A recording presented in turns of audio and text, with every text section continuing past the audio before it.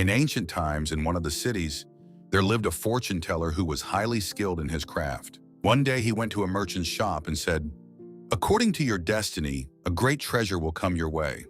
The merchant thought the fortune teller was flattering him and trying to trick him. He said, "Are you joking, or do you have false intentions?" The fortune teller swore he was serious and added, "The treasure lies right here in this caravanserai, in this very room. Move the carpet aside." They lifted the rug, uncovered a square stone, and revealed the mouth of a hidden well. The merchant tied a rope around his waist, lit a lantern, and descended into the well.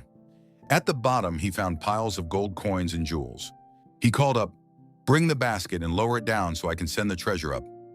The fortune teller pulled up basket after basket filled with riches. When only one basket remained, greed overcame the fortune teller.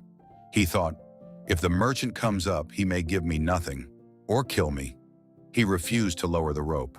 Meanwhile, the merchant had a cruel enemy who long sought revenge for a past business loss. That very night, the enemy passed by the caravanserai.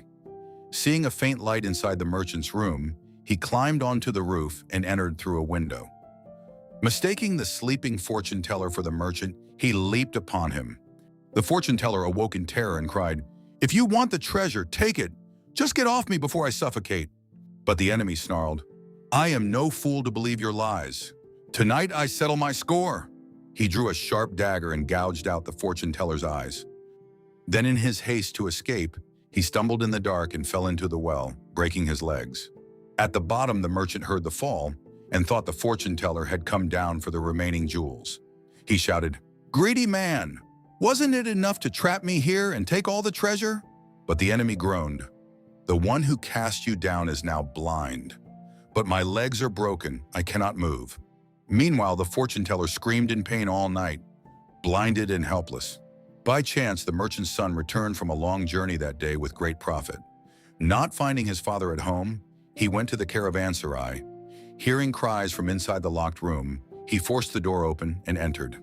He saw a bloodied man clutching his eyes, piles of treasure on the floor, and the mouth of the well exposed.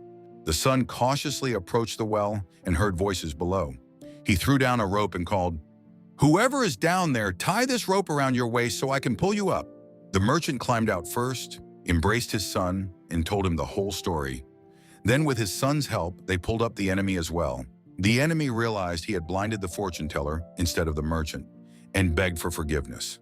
The merchant took both men home, summoned a physician, and had them treated.